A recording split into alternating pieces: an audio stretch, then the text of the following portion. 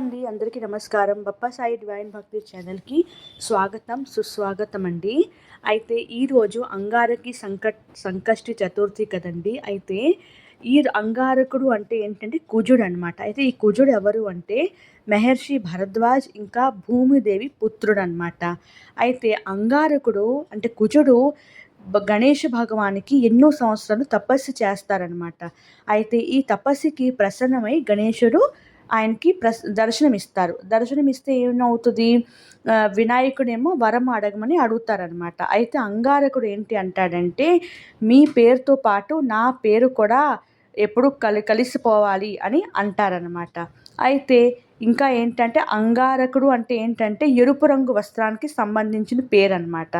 అందుకని ఏంటంటే కుజుడు అంటే కుజుడికి మనము ఎరుపు వస్తువులకి సంబంధించిన పరిహారాన్ని చేస్తాం అనమాట. అయితే ఈ వినాయకుడు పూజ చేయడం వలన వినాయకుడు ప్రసన్నం అవుతారు కాబట్టి ఆయన మంగల్ అంటే ఏంటి అంటే శుభప్రదం అనమాట అని పేరు పెడతారనమాట, ఆశీర్వాదం ఇస్తారు.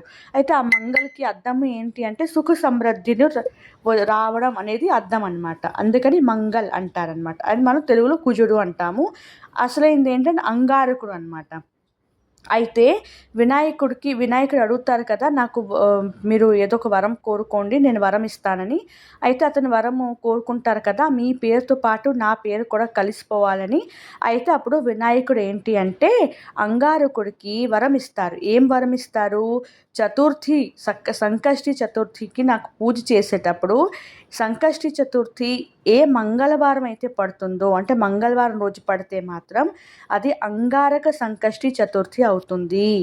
ఆ రోజు ఎవరైతే నన్ను పూజిస్తారో వాళ్ళ కోరికలన్నీ కూడా తప్పకుండా తీరుతాయి. అలాగే సంవత్సరం అంతా అంటే ప్రతి సంవత్సరం ప్రతి నెల కూడా వస్తుంది కదా సంకష్టి చతుర్థి, ప్రతి నెల వస్తుంది సంకష్టి చతుర్థి. కానీ ఈ అంగారక సంకష్టి చతుర్థి రోజు ఎవరైతే వ్రతాన్ని ఆచరిస్తారో వాళ్ళకి సంవత్సరం అంతా ఎంత పుణ్యం అయితే లభిస్తుందో వాళ్ళకి ఈ ఒక్కరోజు ఈ వ్రతాన్ని ఆచరించడం వల్ల ఆ ఫలితం అనేది లభిస్తుంది అని వినాయకుడు వరం ఇస్తారనమాట. అందుకనేసి సకట చతుర్థి సంకష్టి అంటే ఏంటండి, సంకటాలు దూరం చేసేది అంటే విఘ్నాల్ని దూరం చేసేది. సో అందుకనేసి మనము ఈ వ్రతాన్ని ఆచరిస్తాము. అయితే ఈ వ్రతం చేసిన తర్వాత సాయంత్రం మాత్రం చంద్రుడిని కూడా దర్శించుకొని వినాయకుడికి పూజ చేస్తారనమాట. ఓకేనండి, ఈ వీడియో మీకు యూస్ఫుల్ అనిపిస్తే మాత్రం ప్లీజ్ అండి ఛానల్ని సబ్స్క్రైబ్ చేసి వీడియోని లైక్ చేసి షేర్ చేయండి. Thank you so much.